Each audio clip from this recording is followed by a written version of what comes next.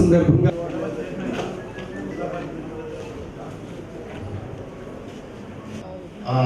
కార్యక్రమానికి ఇచ్చేసినట్టు అతిథి మహారాజులందరికీ నడిపించవలసిందిగా మన గౌరవ జేడీ గారిని కోరుకుంటున్నాం.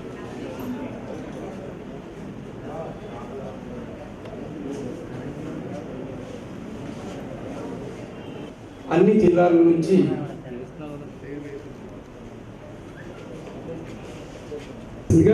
కోరుకుంటూ వారికి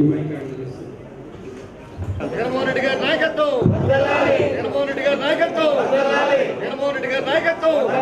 జై జగన్, జై జగన్, జై జగన్. ఎన్నికలు లేనప్పుడు ఇదే పెద్ద మనిషి చంద్రబాబు నాయుడు గారి హయాంలో ఇదే మత్స్యకారులకు ఇచ్చే వృత్తి కేవలం 2,000 రూపాయలు. ఎన్నికలు దగ్గరికి పడేసరికి అది 4,000కు చేరింది. ఇంకొక ఆశ్చర్యకరమైన విషయం చెప్పాలి. అదేమిటో తెలుసా? అక్షరాల ఇదే పెద్ద మనిషి చంద్రబాబు నాయుడు గారు మత్స్యకార వృత్తికి సంబంధించి మొట్టమొదటి సంవత్సరం 2014-15లో ఆయన ఇచ్చిన మత్స్యకార వృత్తి ఎంతో తెలుసా? కేవలం 2.5 కోటి.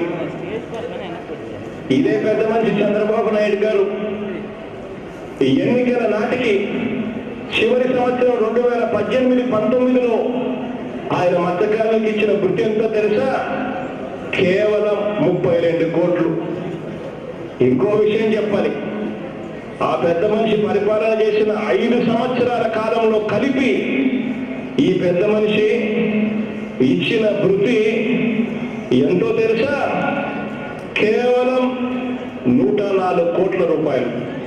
మరి ఈరోజు మీ బిడ్డ సంవత్సరానికి ఎంత ఇస్తున్నాడో తెలుసా? అక్షరాల బటన్ నొక్కి 109 కోట్ల రూపాయలు సంవత్సరానికి ఇస్తా ఉన్నాడు. బూడగొట్లపాలెం, పూడిమడక, బియ్యపు తిప్ప, కొత్తపట్నం వీటితో పాటు ఓడరేవులో నిర్మిస్తా ఉన్న ఫిషింగ్ హార్బర్లకు టెండర్ల ప్రక్రియ కూడా పూర్తయిపోయింది. ఇక పనులు మొదలు పెట్టించే కార్యక్రమం జరుగుతుంది. ఇంతకు ముందు నేను చెప్పినట్టుగా ఈ 4 fish landing facilities Manchineellapeta, Chintapalli, Bheemili, Rajayyapeta, విశాఖలో ఫిషింగ్ హార్బర్ మోడర్నైజేషన్. ఈ పనులన్నీ కూడా దాదాపుగా 250 కోట్ల రూపాయలతో ఈ పనులను కూడా త్వరలోనే ప్రారంభిస్తామని చెప్పి సందర్భంగా సగర్వంగా కూడా తెలియజేస్తా ఉన్నాం. ఈరోజు మన జిల్లాలో సుమారు 1,50,000 పైబడిన జనాభా, మత్స్యకార జనాభా సముద్రం మీద ఆధారపడి జీవనం సాగిస్తున్నాము. మరి ఈ సందర్భంలో ఈ చేపలు వేట అన్నది ఒక 2 నెలల పాటు ఆపడం వలన చేపలు సంతానోత్పత్తి సక్రమంగా జరిగి సమృద్ధిగా లభిస్తాయన్నటువంటి శాస్త్రవేత్తలు ఇచ్చినటువంటి సూచనల మేరకు గౌరవ భారత ప్రభుత్వం వారిచ్చిన ఆదేశాల మేరకు మన రాష్ట్ర ప్రభుత్వం కూడా దీన్ని అమలు చేయటం, ఈ అమలు చేయడంలో భాగంగా నష్టపోతున్నటువంటి మత్స్యకారులకు అండగా నిలవాలన్న ఉద్దేశంతో గతంలో కేవలం 4,000 రూపాయలు ఉన్నటువంటి ఈ నష్టపరిహారాన్ని మరి 10,000 రూపాయలు చేసి 4వ విడతగా నేరుగా మరి మత్స్యకారులకి ఆ బ్యాన్ పీరియడ్లోనే ఒకేసారి అందరి యొక్క ఖాతాలకు జమ చేయటానికి ఉద్దేశించి ఇది చేయబడుతున్నటువంటి మహత్తర కార్యక్రమం ఇది. ఈ కార్యక్రమంలో మరి మన జిల్లాలో మనం సుమారు 4,300 క్రాఫ్ట్ని మనం ఎన్యూమరేట్ చేయడం జరిగింది. 43 మంది కుటుంబాలకి మనం గౌరవ ముఖ్యమంత్రి గారు చేతుల మీదుగా ఈ అమౌంట్ అనేది డీబీటీ ద్వారా వారి ఖాతాలకు చేరబోతోంది. శ్రీకాకుళం జిల్లాకు మత్స్యశాఖకు విడదీయరాని అనుబంధం. మన ఆంధ్రప్రదేశ్ రాష్ట్రంలోనే దాదాపు 194 కిలోమీటర్ల తీరరేఖ, 11 మండలాలు, 104 మత్స్యకార గ్రామాలు, దాదాపు 1,00,000 మత్స్యకార జనాభాతో రాష్ట్రంలోనే శ్రీకాకుళం జిల్లా అనేది ఈ మత్స్యశాఖకు సంబంధించి చాలా కీలకంగా ఉంది. అంతేకాకుండా మరి డాక్టర్ సిరి అప్పలరాజు సార్ కూడా మన జిల్లాకు సంబంధించిన వ్యక్తి కావడం కూడా ఈ కార్యక్రమం సందర్భంగా మనందరం గుర్తు చేసుకోవాలి. మరి ఈరోజు ఈ 4వ విడత మత్స్యకార వృత్తి పంపిణీ సందర్భంగా దాదాపు 14.4 కోట్ల వరకు ఈరోజు మరి మత్స్యకారులు అందరికీ కూడా డీబీటీ ద్వారా పంపిణీ చేయడం జరుగుతుంది. ఇంతకుముందు 4,000 రూపాయలు చొప్పున ఉన్నటువంటి ఈ వృత్తిని మరి దాదాపు 10,000 రూపాయలు చేసిన ఘనత ఈ ప్రభుత్వానికి దక్కుతుంది. ముఖ్యంగా ఇదొక్కటే కాకుండా మరి వివిధ రకాల సంక్షేమ కార్యక్రమాల ద్వారా మరి మత్స్యకారుల జీవితానికి భరోసా కల్పించడం అనేది జరుగుతుంది. ఎందుకంటే ఈ చేపల వేట అనేది ఎంతో నైపుణ్యం, ఎంతో సాహసంతో కూడుకున్నటువంటి వృత్తి. అదేవిధంగా వారు 2 నెలల పాటు ఈ నిషేధం అమలులో ఉన్న కాలంలో మరి సముద్రం మీదకు వెళ్ళలేని పరిస్థితి ఉంటుంది. మరి వారి జీవనోపాధికి భంగం కలుగుతుంది అనే ఉద్దేశంతో ప్రభుత్వం ప్రత్యేకంగా ఈ కార్యక్రమాన్ని ప్రవేశపెట్టింది. దాదాపు 2 నెలల పాటు అంటే ఏప్రిల్ 15వ తారీఖు నుంచి జూన్ 15వ తారీఖు వరకు మనకి ఈ నిషేధం అమల్లో ఉంటుంది. కాబట్టి ఈ కార్యక్రమాన్ని చేపట్టడం జరుగుతుంది. మరి దాదాపుగా 10,000 రూపాయలు అర్హత ఉన్నటువంటి ప్రతి మత్స్యకారుని కుటుంబానికి ఈరోజు డీబీటీ ద్వారా ఈ అమౌంట్ అందజేయడం జరుగుతుంది. మన జిల్లాకు సంబంధించి దాదాపుగా 14,000 మత్స్యకారులకు పైగా ఈ వృత్తి అనేది చెల్లించడం జరుగుతుంది.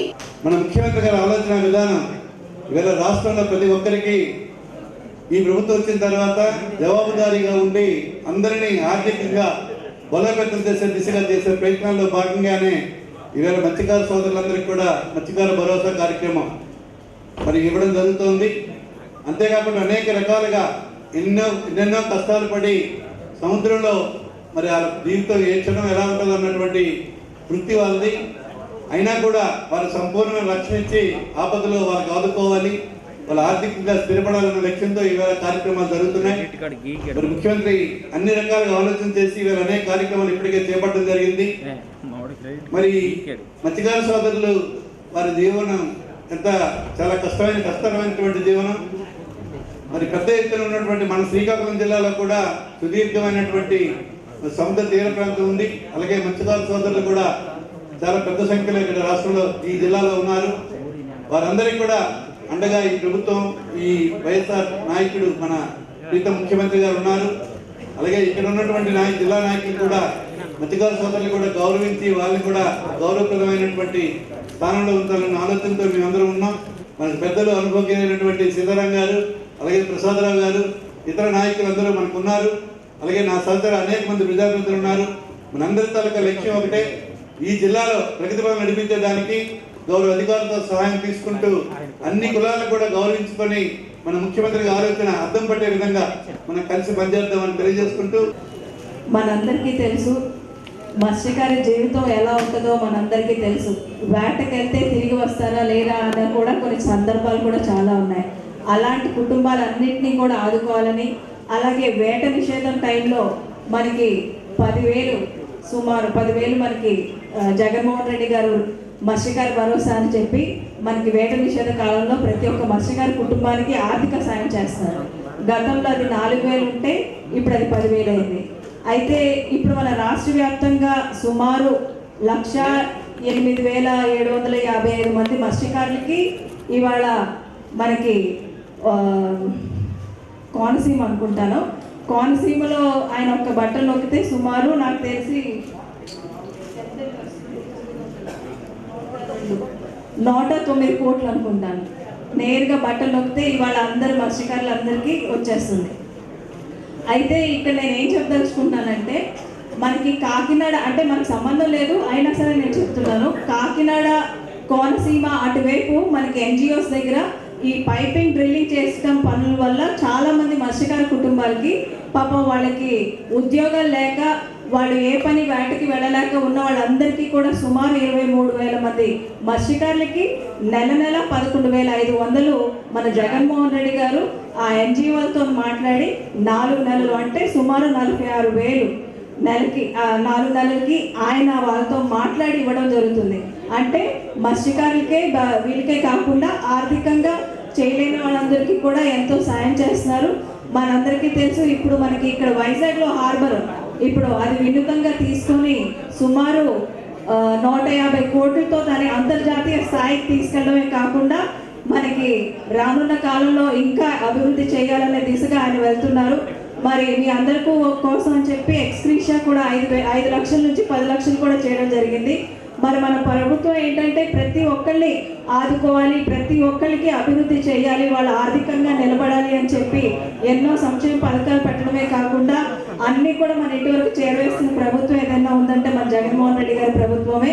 మరి ఇంత మంచి పరిపాలన ఆయన ఇస్తున్నందుకు మన అందరం కూడా ఎప్పుడూ ఆయనకి రుణపడి ఉండి ఆయనకి ఎప్పుడూ ఆశీర్వదించాలని మనస్ఫూర్తిగా కోరుకుంటూ సోదరి మల్లారా, మీ అందరి తరఫున మనందరి తరఫున గౌరవ ముఖ్యమంత్రి గారికి హృదయపూర్వకమైనటువంటి కృతజ్ఞతలు తెలియజేసుకుంటున్నాను.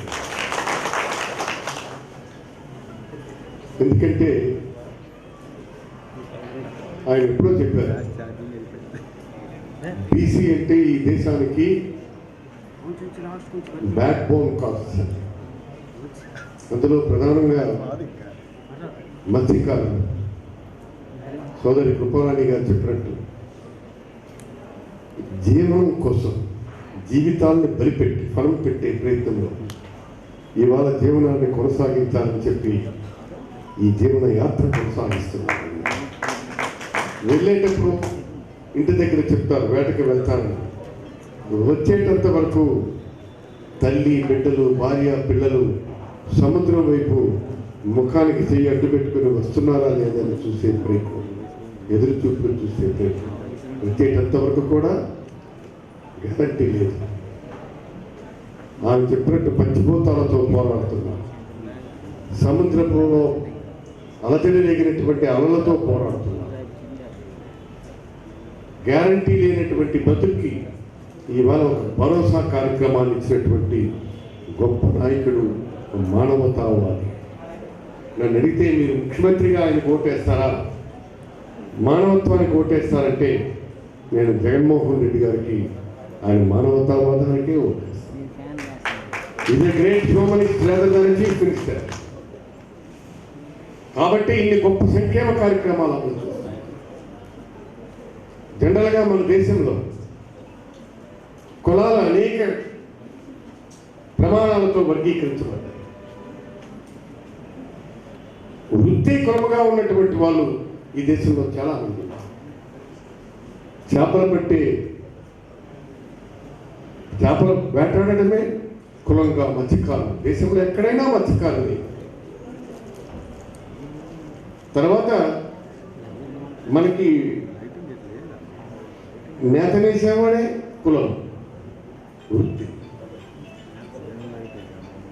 మనకి బంగారం పనులు చేసేవాడే గోల్డ్ స్మిత్, అలాగే గీత కార్మికుడికి గీత కార్మికుడు అదే కులం, వడ్రంగి కులం. ఈ విధంగా వృత్తులే కులాలుగా ఉన్నటువంటి ఈ దేశంలో అనేక ఉన్నాయి, అందులో మాత్రం. కాబట్టి వృత్తుల్ని గౌరవించాలి, ఇదే మన ఉద్యోగం. ప్రభుత్వాలు ఉద్యోగాలు వచ్చినటువంటి వెంటనే వస్తే లేకపోతే రాదు, కానీ మన వృత్తే మనకి గౌరవం, అదే మనకి ఆత్మగౌరవం. ఆ గౌరవాన్ని పెంచినటువంటి వ్యక్తి గౌరవ జగన్మోహన్ రెడ్డి గారు. ఇవాళ మన జిల్లాలోని చేపల ఉత్పత్తి 9,18,853 మెట్రిక్ టన్నులు మొత్తం ఈ 3-4 ఏళ్ళలో వచ్చేసి. మనం ఒక్క మాటతో చెప్పాలంటే ఆంధ్ర రాష్ట్రం విభజన తర్వాత మనకు వచ్చినటువంటిది తెడ దగ్గర నుంచి ఇచ్చాపురం వరకు సువిశాలమైనటువంటి తీర ప్రాంతం, సుమారు 193 కిలోమీటర్లు.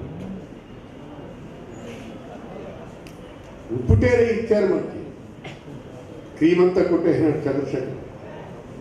సరే, కారణాలు ఏమైనా కానీ అది ఈ వేదిక చర్చించవలసినటువంటిది కాదు.